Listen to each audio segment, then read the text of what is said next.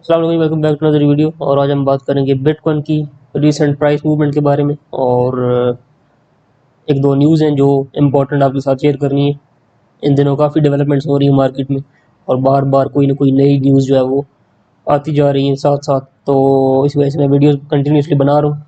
और जो प्राइसेस हैं वो आप ऑलरेडी देख सकते हैं कि एक मरतबा प्राइस दोबारा से नीचे आई थी, एंड एग्जैक्टली जो लेवल मैंने बताया था 25,200 का, उसी लेवल पर मार्केट बाउंस बैक करके दोबारा से ऊपर चली गई। एंड ये ऑलमोस्ट मेरे ख्याल में कोई फोर्थ टाइम है या फिफ्थ टाइम है कि मार्केट कंटिन्यूसली इसी लेवल से रेजिलियंस शो कर रही है और बार बार इस लेवल को हिट करके दोबारा से ऊपर निकल जाती है। और अब फ्यूचर में क्या होने वाला है उसको भी इस वीडियो में हम डिस्कस करते हैं।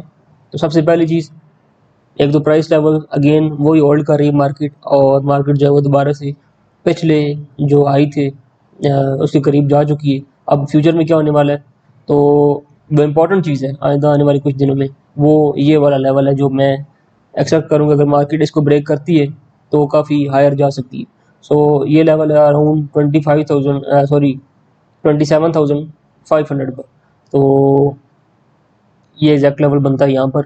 और अगर हम इसको क्रॉस कर पाते हैं तो ये जो पिछला हाई है ये क्रॉस हो जाएगा, एंड मार्केट जो ये शॉर्ट टर्म आपको एक डाउन ट्रेंड नज़र आ रहा है लगातार चलता हुआ, ये ब्रेक कर जाएगी। अगर ये डाउन ट्रेंड ब्रेक कर पाती है मार्केट, तो मार्केट दोबारा से फर्दर नए हाई बनाने की कोशिश करेगी।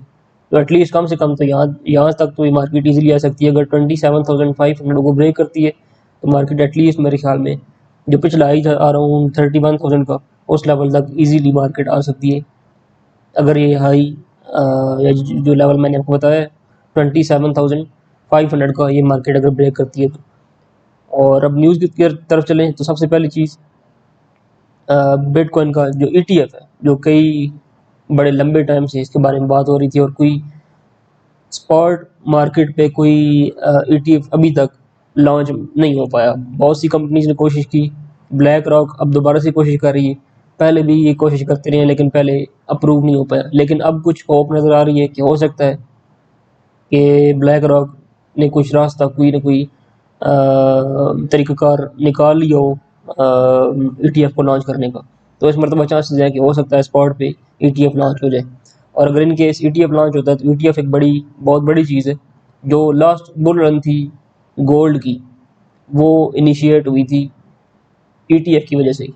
यानी अगर आप पीछे हिस्ट्री में चले जाएं तो ये जो मेगा बुल रन थी पिछली, ये वाली, तो ये यहाँ से शुरू हुई थी, and exactly around this level he ETF launch हुआ था। एंड उसके बाद गोल्ड नहीं रुका और प्राइसेस कंटिन्यू करती गई और ऊपर, यानी ऑलमोस्ट प्राइस शुरू हुई थी 200-300 डॉलर से, और ऑलमोस्ट 2000 तक जो है वो आ गई थी ऑलमोस्ट, यानी 6-7 गुना प्राइस जो कम से कम बढ़ी थी, या इससे भी शायद ज़्यादा। तो इस तरह की चीज़ ईटीएफ में पॉसिबल होती है, क्योंकि ईटीएफ में ये होता है स्पेशली अगर स्पॉट पे ईटीएफ आ जाए, यानी आप स्पॉट ट्रेडिंग कर रहे थे डायरेक्टली, आप बिटकॉइन लेवरेज पे नहीं, यानी मार्जिन पे आप नहीं बाय कर रहे थे, डायरेक्ट आप बाय कर रहे थे बिटकॉइन एज अ होल एक कॉइन के तौर पे। स्पॉट में ये होता है अगर ईटीएफ लॉन्च हो जाए और उसमें 5 बिटकॉइन का एक ईटीएफ हो, तो अगर आप एक ईटीएफ बाय कर रहे हैं तो आप यूँ समझे कि आप लाइव मार्केट में से 5 बिटकॉइन जो है वो बाय कर रहे हैं। अब ईटीएफ का मकसद ये होता है कि ताकि मिसाल के तौर पर अब एक बिटकॉइन है 26,500 का, तो अगर कोई बड़ा इन्वेस्टर आता है उसके पास 10 मिलियन डॉलर की या 100 मिलियन डॉलर की या बिलियन डॉलर की इन्वेस्टमेंट है और वो इकट्ठे बाय करना चाहता है, तो ये ब्लैक रॉक जैसी जो कंपनीज हैं ये क्या करती हैं, ये आपको बिटकॉइन प्रोवाइड करके देती हैं in the form of ETF. उससे होता है ये कि मिसाल के तौर पे 10 आपको कॉन्ट्रैक्ट देते हैं ईटीएफ के। इसका मतलब है ये आपको मिसाल के तौर पर एक ईटीएफ 5 बिटकॉइन का, तो आपको ये 10 दे रहे हैं, इसका मतलब है ये आपको 50 बिटकॉइंस का एक ईटीएफ दे रहे हैं। उसकी प्राइस वही होगी जो मार्केट प्राइस है। ये लोग क्या करेंगे, मार्केट में से आके ब्लैक रॉक जो है ये मार्केट में से विद द टाइम बाइंग करती रहती है, और फिर एक ही मरतबा कोई बड़ा इन्वेस्टर अगर आता है उसको इकट्ठे बिटकॉइन चाहिए, क्योंकि इकट्ठे अगर बिटकॉइन बाय करने हैं, बड़ी अमाउंट बाय करनी है, तो मार्केट को एक झटका लगता है और मार्केट प्राइस जो है वो ऊपर हो जाती है, महंगा मिलता है बिटकॉइन। तो अगर कोई बड़ा इन्वेस्टर आता है वो कहता है कि मुझे एक ही प्राइस पे 100 बिटकॉइन या एक ही प्राइस पे 200 बिटकॉइन चाहिए, 1000 बिटकॉइन चाहिए, तो वो डायरेक्ट आके ब्लैक रॉक को कहता है कि जी हमें इतने बिटकॉइन का ईटीएफ दे दे। और जो ब्लैक रॉक है विद द टाइम बगैर मार्केट को डैमेज किए प्राइसेस को पंप किए बगैर ये मार्केट से बिटकॉइन जो है वो उठाते रहते हैं। तो इस तरह से ये एक सिस्टम काम करता है। लेकिन इससे होता ही है कि इन द लॉन्गर रन जो जो भी मार्केट हो, चाहे क्रिप्टो करेंसीज हो, चाहे गोल्ड हो, जिसका भी ईटीएफ लॉन्च हो, उसमें डिमांड जो है वो काफ़ी हद तक लॉन्ग टर्म में बढ़ती है और फिर उससे मार्केट जो है काफ़ी ज़्यादा ऊपर जाने के चांसेस बन जाते हैं। तो ये बेसिकली एक ईटीएफ होता है और ब्लैक रॉक कोशिश कर रही है कि अपना एक ईटीएफ जो है वो लॉन्च कर सके। लास्ट टाइम ये फेल हुए थे, लेकिन इस मरतबा काफ़ी हद तक होपफुल हैं इनके लॉयर्स भी और ब्लैक रॉक खुद भी कि हम इस मरतबा उम्मीद है कि ईटीएफ लॉन्च कर पाएंगे। तो अगर ये हो जाता है, ये बहुत बड़ी डेवलपमेंट है और हो सकता है कि ये जो नेक्स्ट आने वाली बुल रन है इसको इनिशिएट करने में ये ईटीएफ जो है ये एक बड़ा इंपॉर्टेंट रोल जो है प्ले कर सकता है। सो अब बात करें नेक्स्ट एक और न्यूज़। रिसेंटली हमने देखा कि सिंगापुर जो है वो 2 वीक्स पहले न्यूज़ आई थी, वो ओपन हो रहा है क्रिप्टो करेंसीज के लिए। एशिया में काफ़ी सारी जगह हैं, चाइना ऑलरेडी ओपन है और इंडिया में भी ऑलरेडी टैक्सेस जो हैं वो लगाए जा चुके हैं पिछले जो बुल रन था उसमें। और बहुत सारे कंट्रीज खास तौर पे एशिया में जो है वो क्रिप्टो करेंसीज की तरफ आ रहे हैं। अब एक और नया कंट्री हांगकांग जो है वो 3 मेजर बैंक्स हैं जिनको ये अलाउ कर रहे हैं कि आप अपने जो क्रिप्टो करेंसी की एक्सचेंजेस हैं उनको एज अ क्लाइंट ले सकते हैं। जिस तरह से बाइनेंस का इशू हुआ था रिसेंटली यूएस में कि यूएस में उनके जो फंड्स पड़े हुए थे बैंक्स में, अमेरिका के बैंक्स में, वो उन्होंने कहा कि हम फ्रीज कर देंगे अगर आप हमारी शराइत पर अमल नहीं करेंगे और हमारी पॉलिसीज के साथ नहीं चलेंगे तो।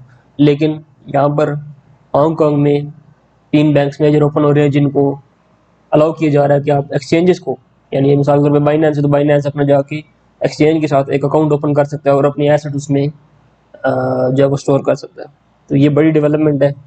यानी क्रिप्टो करेंसीज को पहले वेनेजुएला मौजूद था, दुबई मौजूद था, सिंगापुर मौजूद था, चाइना मौजूद था, इंडिया मौजूद था। ये कुछ 4-5 मुल्क थे मेजर जहाँ पे क्रिप्टो करेंसीज का काम प्रॉपर लीगल तौर पे एक रेगुलेटरी फ्रेमवर्क के थ्रू जो है वो हो रहा था। लेकिन अब एक और कंट्री का उसमें इजाफा हो रहा है और ये एक बड़ी इंपॉर्टेंट डेवलपमेंट है।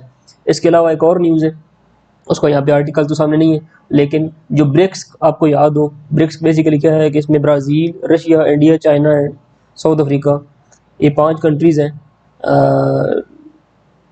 इन इनकी कोशिश है कि ये अपनी एक जो है वो करेंसी लॉन्च करें, क्योंकि यूएस डॉलर लॉन्गर टर्म में आपको पता है कि वो डिवैल्यू हो रहा है काफ़ी तेज़ी से और उसका फ्यूचर इतना अच्छा नहीं है।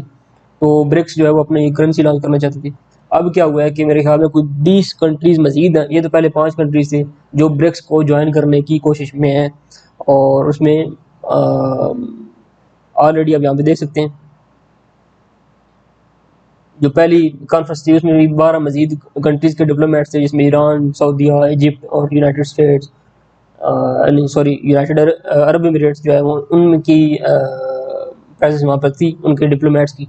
और वो भी कोशिश कर रहे हैं कि इस अलायंस को ज्वाइन करें और एक बड़ी करेंसी जो है वो उसका वजूद हो सके।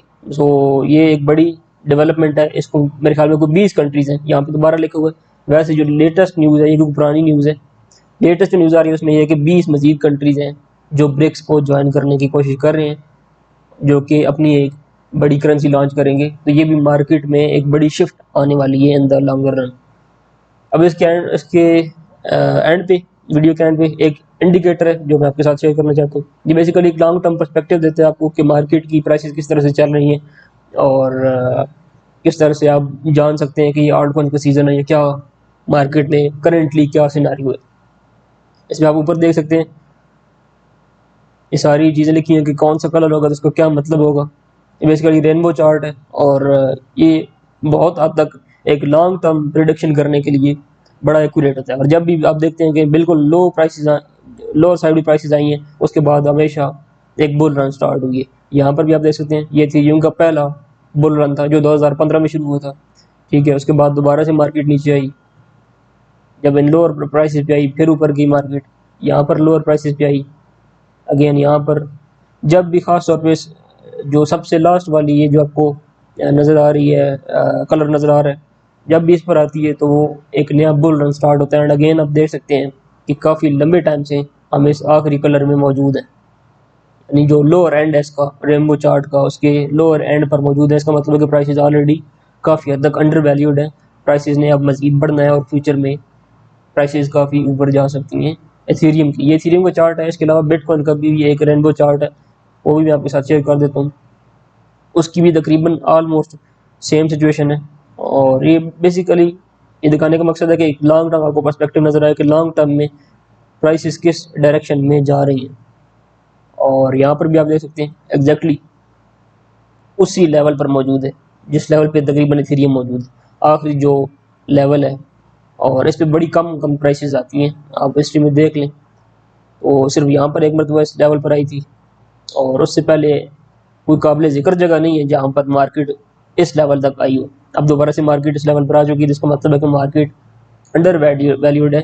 एंड मोस्ट प्रोबेबली पिछले लोगों को मार्केट ब्रेक नहीं करेगी, क्योंकि पिछले लोग अगर मार्केट ब्रेक कर जाए तो ये इस कलर से नीचे निकल जाती है अकॉर्डिंग टू दिस इंडिकेटर। अब ये पॉसिबल है, हो सकता है फॉर शॉर्ट टर्म नीचे निकल भी जाए, लेकिन चांसेस अगेन जो मैं बार बार कह रहा हूँ पिछले कई वीडियो से कि मैं मैक्सिमम अगर ज़्यादा से ज़्यादा मार्केट को जाते हुए देख रहा हूँ तो वो 20,000 तक जाता हुआ देख रहा हूँ। इससे नीचे में मार्केट नीचे जाता हुआ नहीं देख रहा। पॉसिबिलिटी मुझे यही नज़र आती है कि अगर मार्केट नीचे आती भी है, अव्वल तो हो सकता है कि यही जो करेक्शन आपको नज़र आ रही है ये एक शॉर्ट टर्म करेक्शन और मार्केट यहाँ से ही ऊपर निकल जाए। लेकिन इनकेस अगर नीचे आती भी है तो मैक्सिमम जहाँ तक मैं आता हुआ देख रहा हूँ वो यही लेवल है 20,000 वाला। मेरे ख्याल में मार्केट को यहाँ से ही निकल जाना चाहिए, क्योंकि अगर ये ब्रेक करती है तो ट्रेंड ब्रेक हो जाता है और मार्केट दोबारा से एक डाउन ट्रेंड की तरफ चली जाती है, जो कि मैं होता हुआ नहीं देख रहा। मेरा ये ख्याल है कि या तो यहाँ से ही उठ जाएगी, अगर नीचे आती भी है तो मोस्ट प्रोबेबली 20,000 से मार्केट दोबारा से जो अपना ट्रेंड है वो कंटिन्यू कर जाएगी। सो ये सिचुएशन है ओवरऑल मार्केट की। बाकी कुछ इंडिकेटर्स और हैं जो मैं एक दो और वीडियोज़ हैं उनमें शेयर करूँगा, और वो भी ऑलमोस्ट यही स्टोरी बता रहे हैं जो ये इंडिकेटर्स बता रहे हैं। तो वो भी मैं एक रियलाइज्ड प्राइस का इंडिकेटर है वो भी मैं आपके साथ शेयर करूँगा। ये वो इंडिकेटर जनरली अवेलेबल नहीं है मार्केट में, यानी अगर आप ट्रेडिंग व्यू कर रहे हैं या किसी और दूसरी जगह पे प्लेटफॉर्म पे जाएं तो ये इंडिकेटर्स ज़्यादातर अवेलेबल नहीं है। तो वैसे ही अगर आप इसको ढूंढना चाहें तो blockchain.net एक वेबसाइट है, वहाँ पर आप जाएंगे तो ये इंडिकेटर्स वहाँ पर पड़े हुए हैं। इसके अलावा भी इस वेबसाइट पर काफ़ी सारे इंडिकेटर्स हैं। ये वाली वेबसाइट है blockchaincenter.net। इसमें आपको जो कॉस्ट एवरेजिंग है उसकी भी रिजल्ट सामने मौजूद हैं, आल्टकॉइन सीजन कहाँ तक पहुँचा है। अब अगेन इसमें जो ये आपको नज़र आ रहा है इथेरियम का चार्ट, इसमें आपको सिंपल यहाँ पर बताया गया कि जब ये बिल्कुल ये ग्रीन कलर हो जाता है, यानी ये प्राइसेस जब इस लेवल तक पहुँच जाएंगी तो ये ऑलरेडी मार्केट जो वो आल्ट सीजन में यानी आल्ट कॉइन का सीज़न उस वक्त इंटर हो चुका हुआ। तो इस तरह की इंडिकेशंस हैं इसमें जिसमें आप अंदाज़ा लगा सकते हैं कि अभी करंटली मार्केट में क्या चल रहा है। आल्ट कॉइन का सीज़न चल रहा है, प्राइसेस अंडर वैल्यूड हैं या ओवर वैल्यूड हैं। अगर ओवर वैल्यूड है तो आपने सेल आउट करना है, आपको पता होगा पहले से कि कब मैंने मार्केट से एग्जिट करना है। बेसिकली ये चार्ट दिखाने का मकसद ये। बिटकॉइन का भी सेम है, जब बिटकॉइन हाइज पर जाए, जब इन लेवल पर जाना शुरू हो जाए, ये जो ऊपर वाले 3-4 कलर्स हैं, जब इस एरिया में एंटर हो तो आपका मतलब है कि इसका मतलब है कि आपको अब सेल आउट करना चाहिए मार्केट से, स्लोली आपको एग्जिट करना शुरू कर देना चाहिए। तो आपको पहले से पता हो कि हमने कब एग्जिट करना है, कब एंट्री लेनी है। सिंपल अगर आप एक यानी लॉन्ग टर्म आप एक इन्वेस्टर हैं और आप एंट्री एग्जिट चाहते हैं तो सिंपल इंडिकेटर आपको बता सकता है कि कब एंट्री लेनी है, कब एग्जिट करना है लॉन्ग टर्म के लिए। शॉर्ट टर्म के लिए ऑब्वियसली अगर आप ट्रेड कर रहे हैं तो वो एक डिफरेंट सिनेरियो है, वो ये नहीं बता सकेगा। लेकिन एक लॉन्ग टर्म अगर आप इन्वेस्टर हैं तो आपको सिंपल पता होगा कि मैंने कब एंट्री लेनी है, किस कलर पर आए तो मैंने एंट्री लेनी है, किस कलर पर आए तो एग्जिट करना है। ये इससे सिंपल तो मेरे ख्याल में लॉन्ग टर्म इन्वेस्टमेंट्स नहीं हो सकती। ठीक है जी, दैट्स इट। ये सारी अपडेट थी, मिलते हैं नेक्स्ट वीडियो में।